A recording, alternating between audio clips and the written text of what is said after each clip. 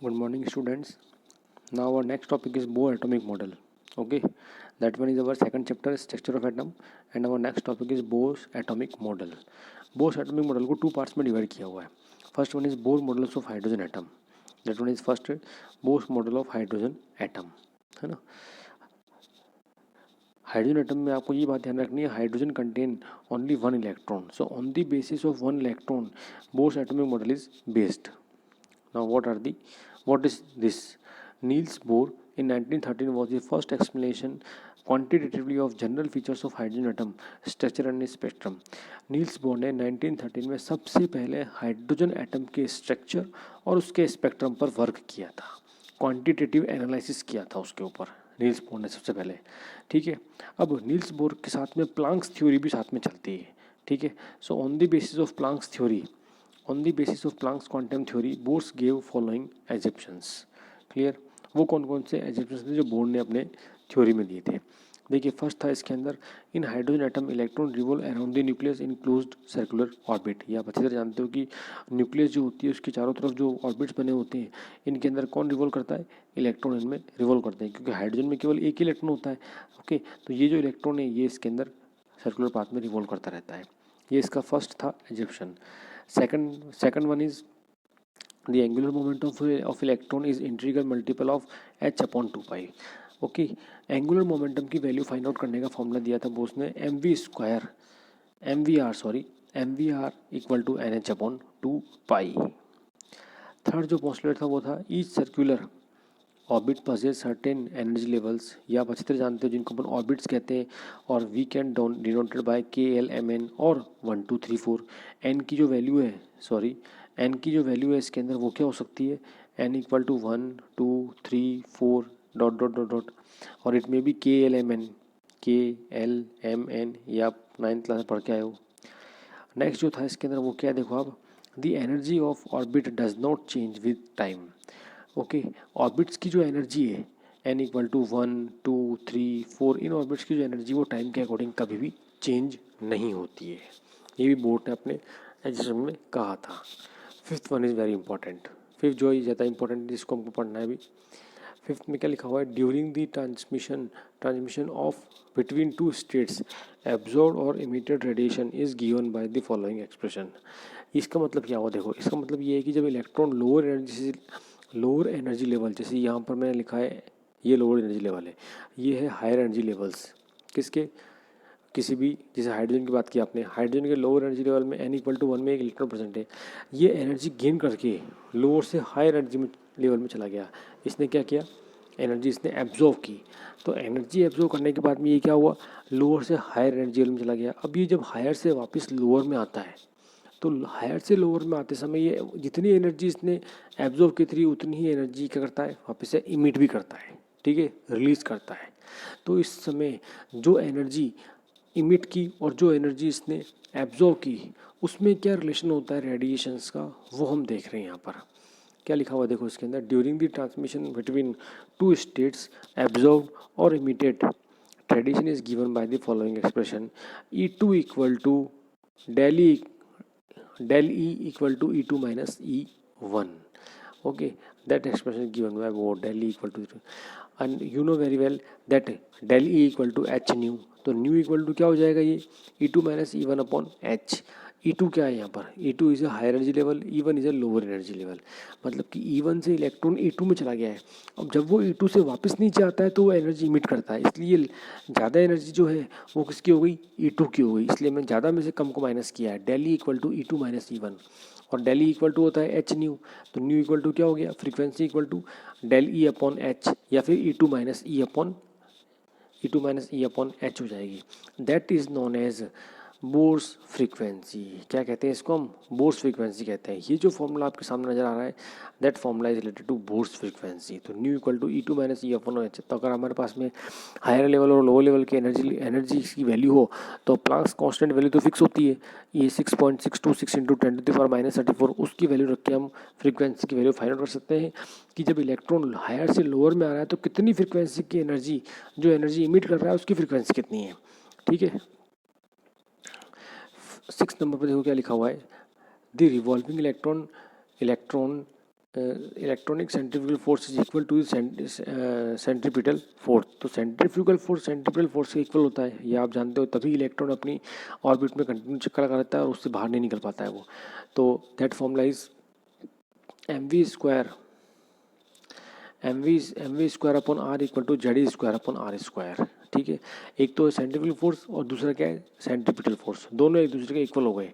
तो mv square equal to क्या हो गया, Z square upon R square हो जाएगा, क्योंकि आर क्या है इसके अंदर फिक्स होगी, इसलिए उसको चेंज कर सकते हैं इसलिए। ठीक है, नेक्स्ट देखिए आप इसमें क्या लिखा हुआ है, the radii of the stationary और स्टेट्स आर एक्सप्रेस्ड एज, किसी भी ऑर्बिट की जो रेडियस होगी उसका फॉर्मूला क्या हो सकता है, यानी कि ये न्यूक्लियस है, इस न्यूक्लियस के पास में जो सबसे फर्स्ट रेडियस है n=1, इसकी रेडियस क्या हो सकती है, इसकी लेंथ कितनी होगी, सेकंड जो है उसके बीच की लेंथ कितनी होगी, we can find out by the formula. क्या लिखा हुआ है इसके अंदर, the radii of the stationary state are express Rn=n² upon Z multiplied by 0.529 angstrom. यहाँ n जो है वो है नंबर ऑफ ऑर्बिट और z का है एटॉमिक नंबर है। तो ये जो 0.529 वैल्यू है ये फिक्स है इसके अंदर Rn।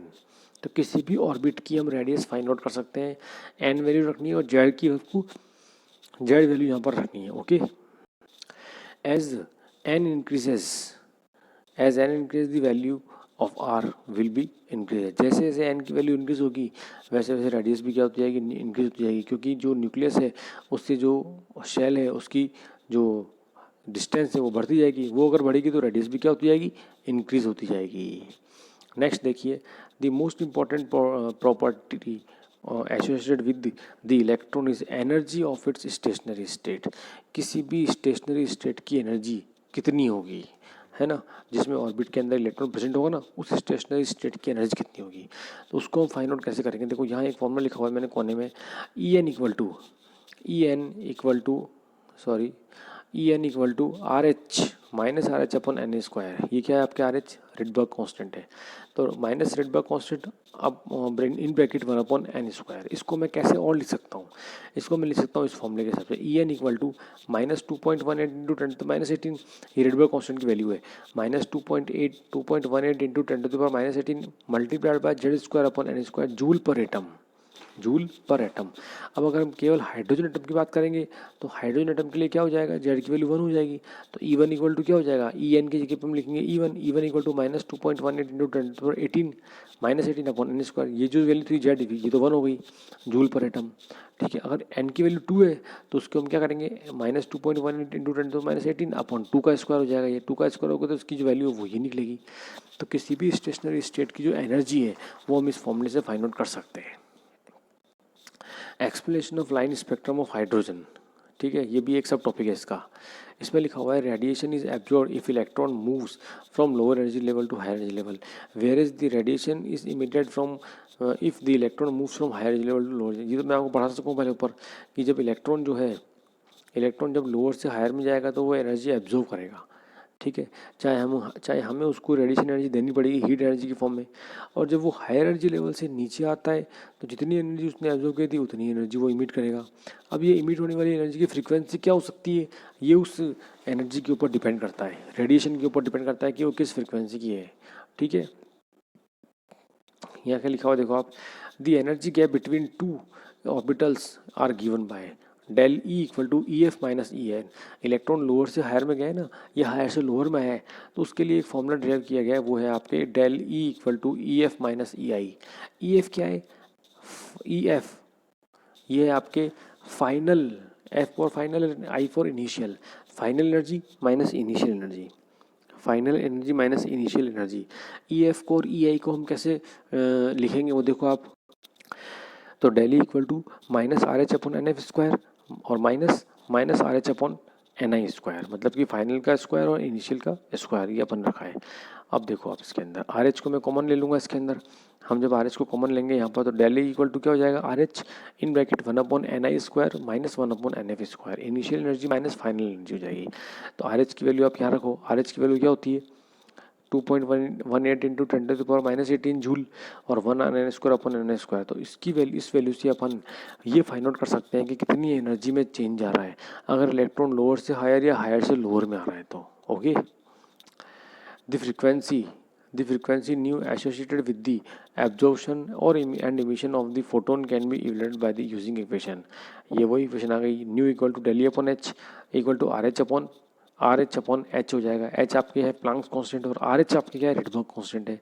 अब देखो आप आर एच की वैल्यू आपने क्या रखी 2.18 इंटू 10⁻18 जूल, और एच जो है प्लांक कांस्टेंट उसकी वैल्यू आपने यहाँ रखी 6.626 इंटू 10⁻34 जूल सेकंड।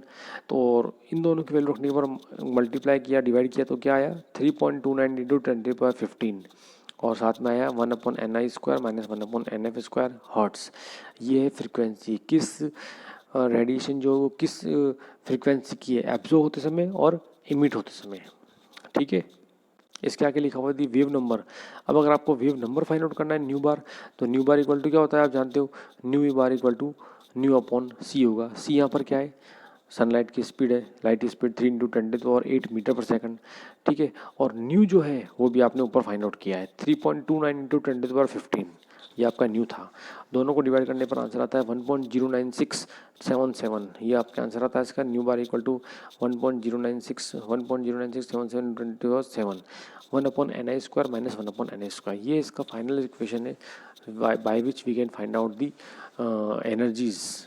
और न्यू बार देखो अपन ने एनर्जी फाइंड आउट की, फिर फ्रीक्वेंसी फाइंड आउट की, फिर अपन ने वेव नंबर फाइंड आउट किया। ठीक है, in case of absorption spectrum, in case of absorption spectrum NF की जो वैल्यू होगी वो एनए से ज़्यादा होगी, क्योंकि क्या होगा फाइनल एनर्जी जो होगी वो हमेशा क्या होगी, ज़्यादा होगी। अगर क्या हो रही है, एनर्जी एब्जॉर्ब हो रही है, तो डेली की वैल्यू क्या हो जाएगी, पॉजिटिव हो जाएगी, तो एनर्जी क्या होगी, एब्जॉर्ब होगी। On the other hand in case of emission spectrum, emission spectrum का मतलब क्या हुआ, एमिशन स्पेक्ट्रम हमें कब मिलता है, ओके वो ये बताया जा रहा है जब एन आई की वैल्यू ज़्यादा हो, इनिशियल एनर्जी की वैल्यू ज़्यादा होगी तो इमिशन स्पेक्ट्रम ऑप्टेंट होगा, और फाइनल वैल्यू ज़्यादा होगी, फाइनल की वैल्यू ज़्यादा होगी तो एब्जॉर्प्शन स्पेक्ट्रम ऑप्टेंट होगा। तो ऐसे केस में डेली की वैल्यू हमेशा नेगेटिव होती है, तो डेल ई नेगेटिव आ रहा है मतलब इमिशन स्पेक्ट्रम है, और डेली पॉजिटिव आ रहा है मतलब एब्जॉर्प्शन स्पेक्ट्रम है। What are the limitations of Bohr's model. First limitation क्या है, it was failed to explain spectrum of those atoms which have more than one electron, that means that is applicable for only hydrogen atom. एक ही electron था hydrogen में, उसी को समझाने के लिए ये इनफ था बस।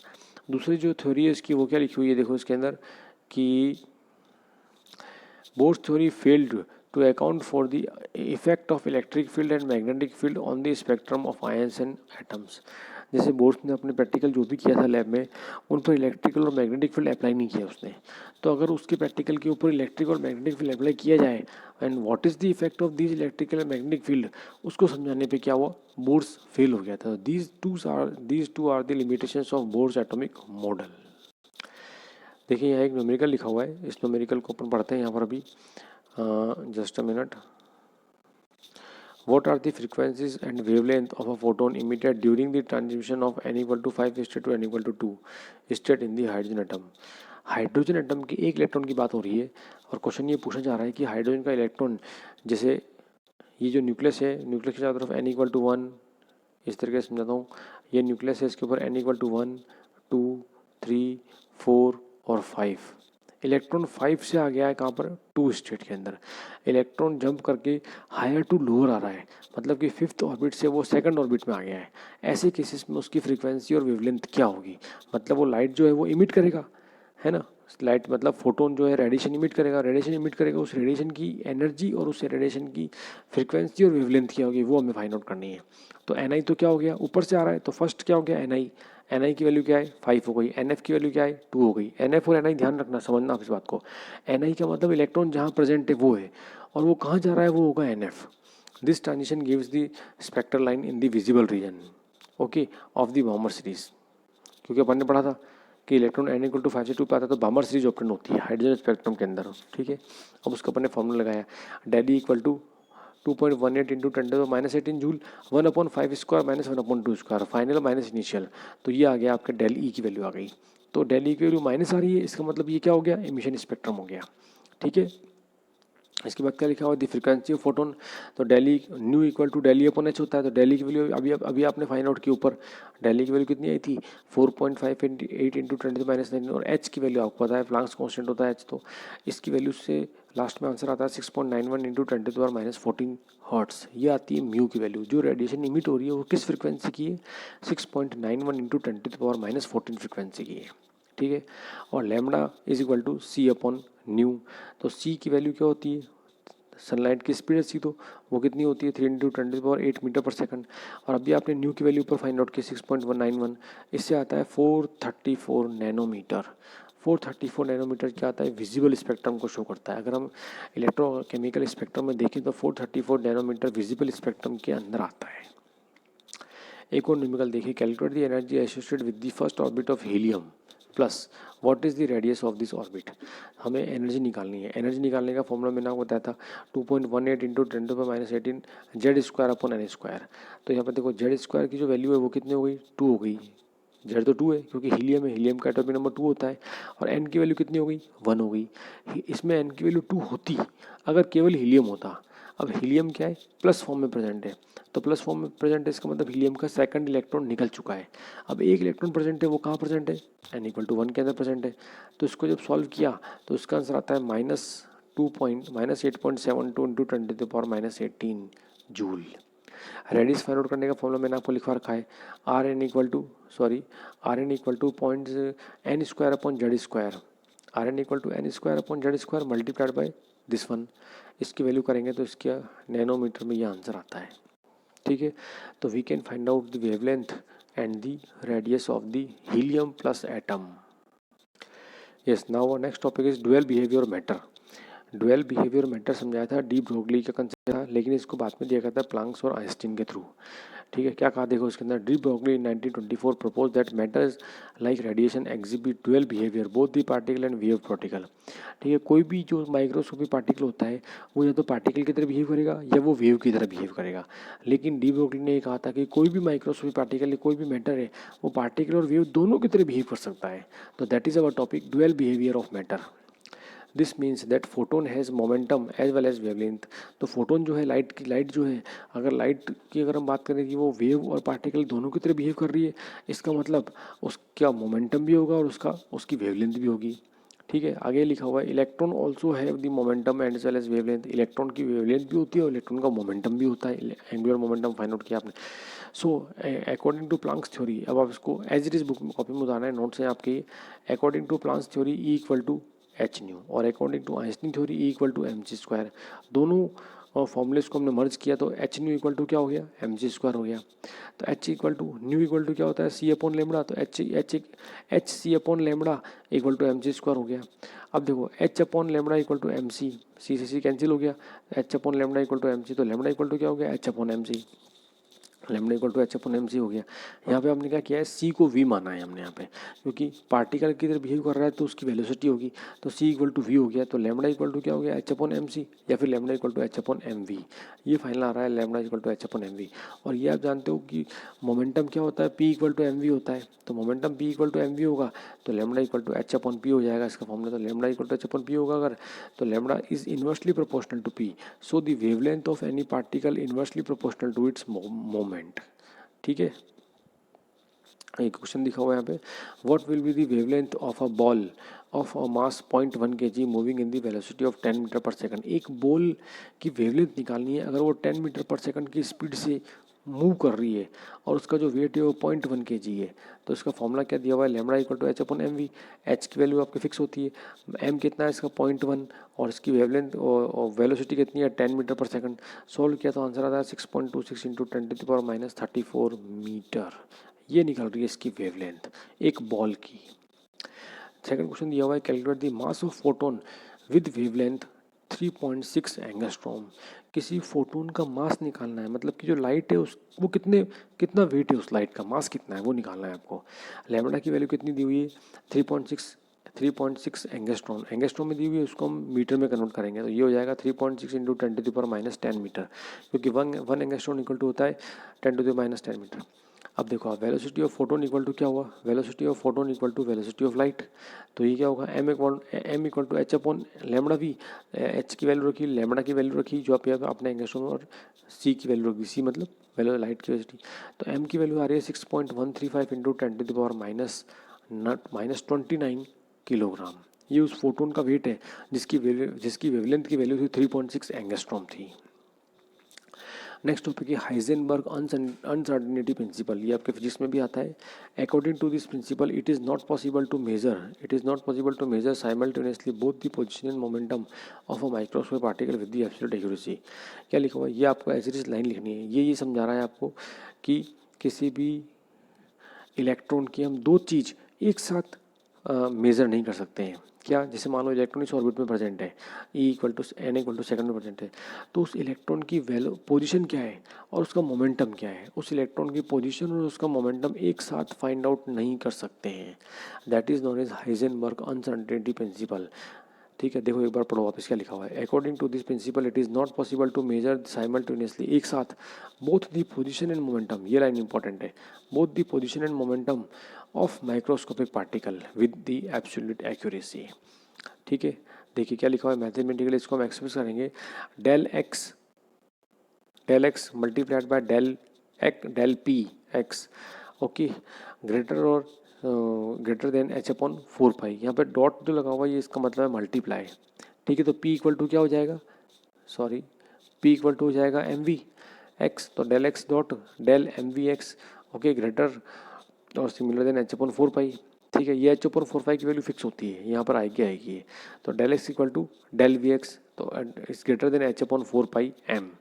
तो ये क्या था, अनसर्टेनिटी प्रिंसिपल है, अनिश्चितता का सिद्धांत है।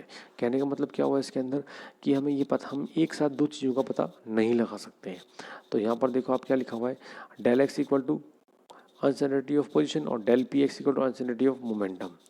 ठीक है, यहाँ ये लिखा हुआ है the if the position of electron is known with high accuracy, अगर आपने पोजीशन पता कर ली है किसी भी इलेक्ट्रॉन की, तो डेल एक्स इक्वल टू क्या हो गया, स्मॉल हो गया, then the velocity of del v is uncertain. तो हम वेलोसिटी उसकी पता नहीं लगा पा रहे क्योंकि इलेक्ट्रॉन की स्पीड इतनी तेज होती है कि वो आपने उसकी पोजीशन पता लगा ली, अब आप उसकी वेलोसिटी पता कर रहे हो तो उसकी पोजीशन चेंज हो चुकी है, तो del v equal to larger.